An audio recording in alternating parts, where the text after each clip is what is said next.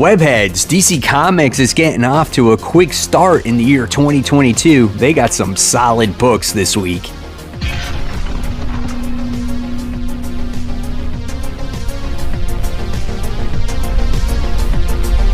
Hey, all my webheads out there, welcome back to Comic Book Corner 2.0. And fans, I am your host, Mike Spider Slayer, always helping you make decisions on what comic books to buy.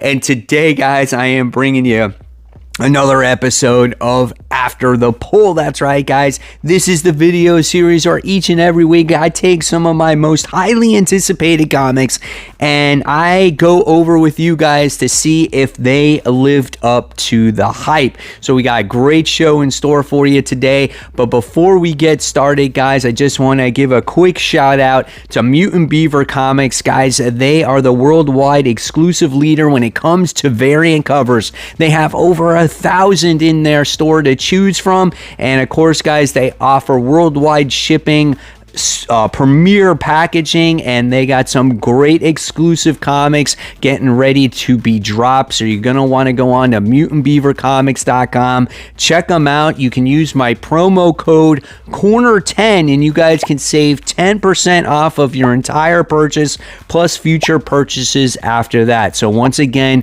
mutantbeavercomics.com. I'll leave the link in the description box below.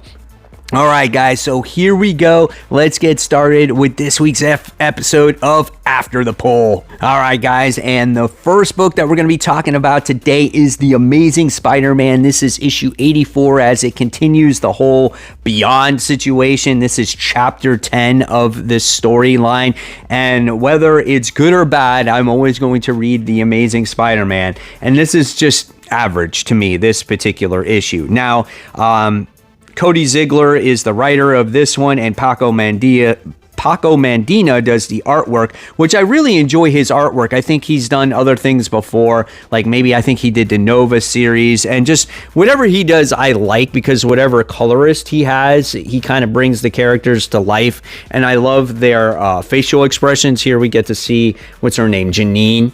So I thought, you know, a lot of the characters looked pretty cool in this issue. So what was this chapter about? Well, in a way, it's kind of more of the same, right? Ben Reilly does a battle against Dr. Octopus, and he's preventing Dr. Octopus from capturing some secret plans from the Beyond Corporation. And at first, you think that Ben Reilly is going to succeed, but Dr. Octopus does get the upper hand. And at the end of the day, Ben Reilly winds up waking up in the med bay, and Maxine Danger is not happy with him. She is very upset. And this just is like a rinse and repeat right now when it comes to The Amazing Spider-Man. It's like a stall tactic to get to the end of March until we get maybe the re-release or the new creative team on Amazing Spider-Man, right? That's the way this feels. The only difference is we get the major baddie here, you know, stealing some secret files of this Beyond Corporation, and we're going to see a little bit more, maybe what these people are about. But that's really it. There was nothing here that was groundbreaking, nothing that was like set any of the other issues apart. It just seems like this villain is the flavor of the week, and then in a couple of weeks we'll move on to the next character, which is going to be the Queen Goblin or Goblin Queen, whatever she is, and we already know who she actually is. It was spoiled on the design variant, so that's very disappointing, but I'm not going to spoil that in case you missed it. But I am looking forward to seeing what that villain has to offer. So when it comes to The Amazing Spider-Man issue 84, I'm going to say take it or leave it. If you just want to wait until the new team comes on Amazing, go ahead, because I just don't feel like you're really missing anything here. Book number 2 that we're talking about today goes to Noctera. This is the Blacktop Bill special. Now, I have been waiting for this book for a very long time because the Blacktop Bill character is very mysterious, right? And he's like the villain of the year for me. Like, I want to know more about this guy. However, in this issue, as much as I did enjoy it, I felt like I wanted more by the time I wound up getting to the end of it. Now, you get this beautiful cover by Tony S. Daniel. However, you don't get the Tony S. Daniel interior art. Now, the art is dark and gritty. It has that tone to it, but it just doesn't have that rich detail. There's a lot of sketch or line work in it.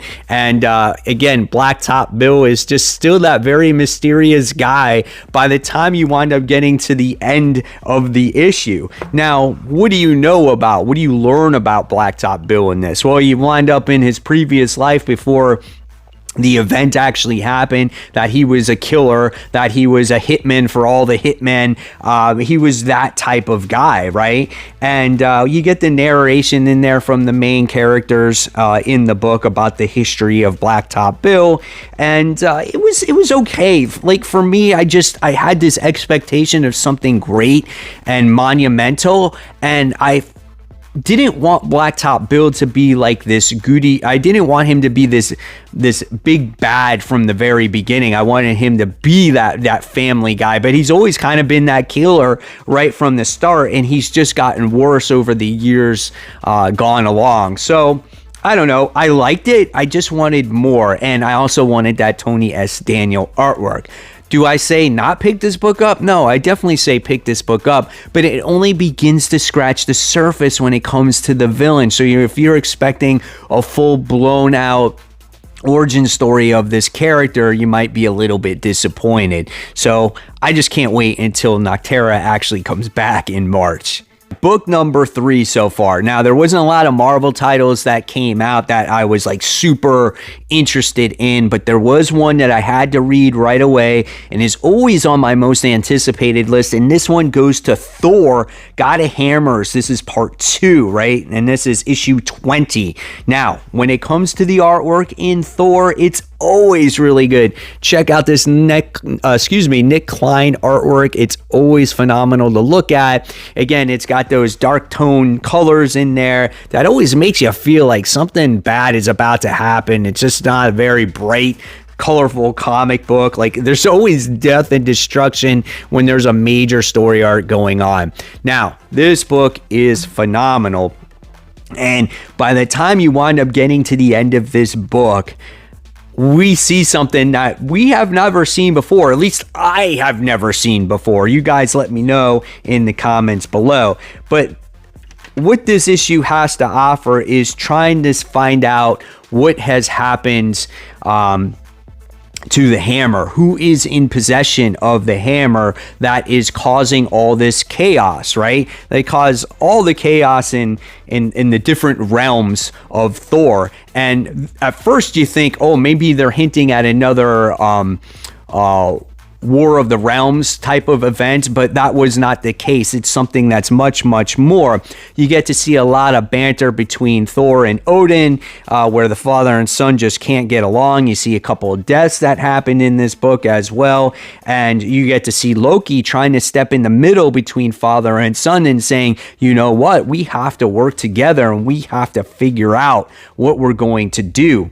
And then by the time you wind up getting to the end of this issue, you wind up seeing something that punishes Thor, and you're just like, oh my god, what is happening here? And Thor is outmatched, and you would never think that Thor would get his ass kicked, but just as you thought, you see Mjolnir come to his aid, you find out that the hammer is completely against him, and it has taken on some kind of identity or whatnot. It has the power of the thunder and lightning and God, and it's holding itself.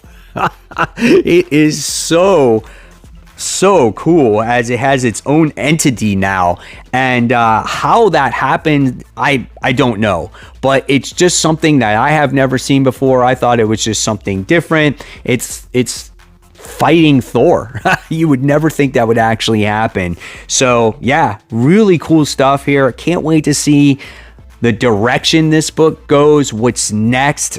This was definitely a solid read for me.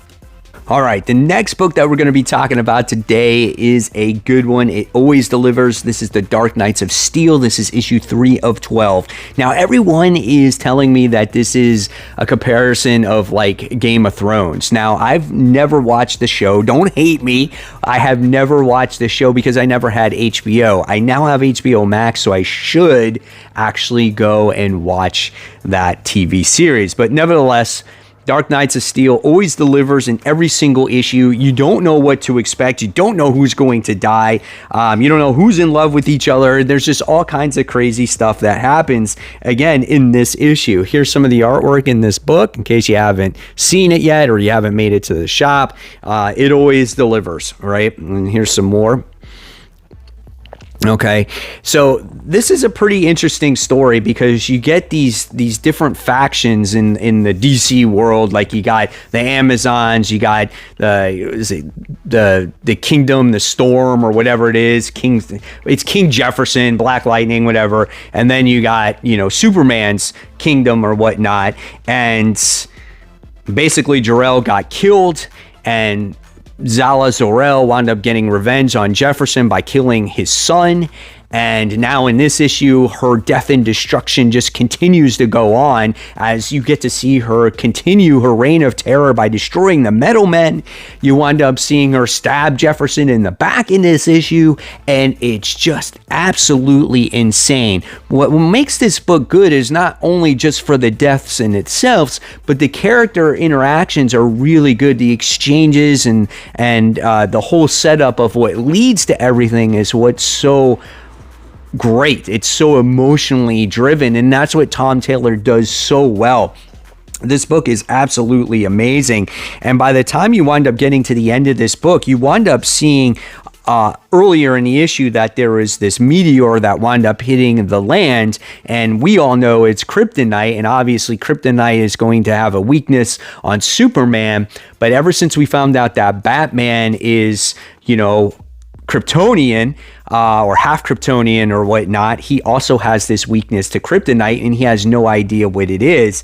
Now, Alfred, on the other hand, definitely has some secrets that it looks like that we are going to be told in the next issue. So I am so excited for this book. This is definitely a book you're going to want to read, guys, if you haven't read it, but I don't know who is not reading this book right now. This is one of the best DC comics on the shelves today. The next book we're talking about is another really good one. I feel like Batman is back on track once again. This is Batman issue 119. This is the true first appearance here of Abyss. He does make his go around against Batman in here. Here's some of the interior artwork where we have Lex Luthor and Bruce Wayne having dinner with each other here. We get to see some cool action scenes with the Abyss, but check out Batman in this page as well. It looks really good. But I'll turn you to a page with the Abyss in here when he's doing battle against Batman. That looks great. And this character, he's very menacing. He's definitely mysterious. You don't know who he is. All that we know in this book, that everything that happened was basically a complete setup, right? And obviously the Abyss wants Batman dead, and what we get out of his powers is, I guess, somehow he brings people into the dark. And I don't know. I don't know. Supposedly the lights went out. They were fighting in the dark and whatnot. And then the Abyss just takes him by surprise. He winds up slicing him with his little, I don't even know what kind of weapon you call that. And he wakes up and freaking Batman is just gutted, and he wakes up and he can't see. His eyes are all blacked out like he was in the dark, literally fighting the Abyss, and the Abyss says, don't get lost in the Abyss. So is that kind of like his power set or whatnot? Very interesting story. Again, everything was just a setup.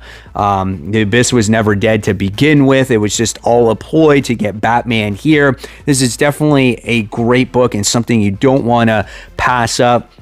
it's just Batman feels like Batman again, right? It's just you only deal with Batman, you don't deal with all the other characters. If you want to read about all the other characters, you're going to want to read the next book that we're going to talk about. But if you were on the fence with Batman and you were burnt out with the Batman main title, I say pick this one up. I think Joshua Williamson's off to a great start.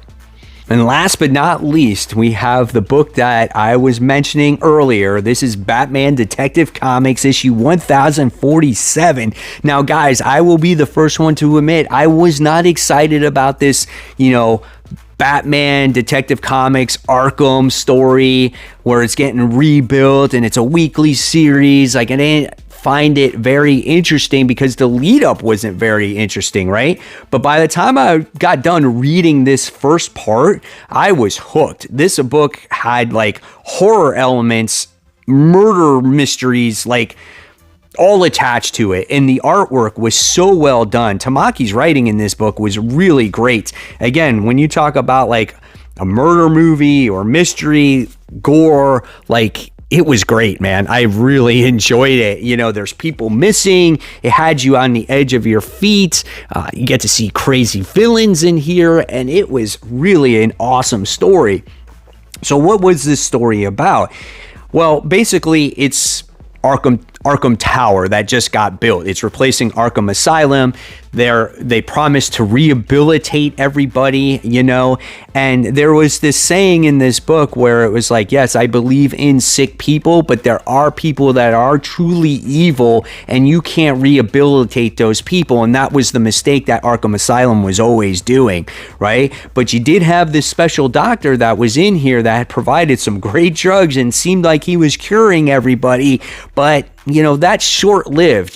Day 7 was great. They had all these great press conferences and they were providing miracle drugs and cures and everyone seemed like they were getting better.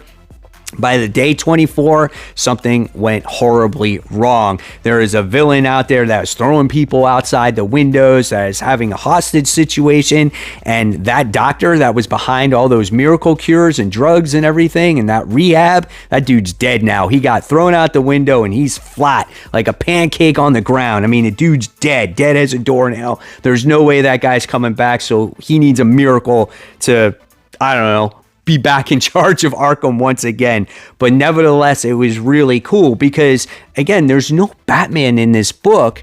And if you want to read about the other characters, this is the book for you. It's got Batwoman, it's got Oracle, it's got Batgirl, Cassandra Cain in there. I mean, it's got them all. It even has the Huntress in here as well. And again, all hell is broken loose on this new tower. And you're going to find out in the next issue what has happened, or you're going to find out what has happened from after day 7 all the way up until day 24. So I guess that's what we're going to get in the next 11 weeks. So I'm really looking forward to this. So if you were on the fence about buying a Detective Comics book without Batman in it, don't pass it up. Pick this one up, guys. It's got your Bat family in here. You're going to really enjoy this one. All right, Webhead, so definitely some great books so far. Which one was my favorite out of all of these books that I read? I don't know, man. This is a tough call. I really love Detective Comics. I did not expect it to be that good, so it surprised me. However, based off of consistency alone, I got to give it, I think, slight edge to Dark Knights of Steel issue 3. I could change my mind by the time the end of the week comes around when I read all my books. But it is a tough decision between Batman, Dark Knights of Steel, and Detective Comics. Shoot, even Thor as well. So, guys, leave me in the comments below. What was your favorite comic book of the week so far? And, of course, guys, if you like this video, give it a thumbs up, subscribe. Don't forget to hit the bell so you don't miss any notifications from me. And, guys, if you love the content, I'll leave you my content from yesterday where I showed off my newest comic book haul. And of course, guys, keep buying, keep collecting, and most importantly, keep reading those comics. Guys, thank you so much. I'll see you real soon. Bye.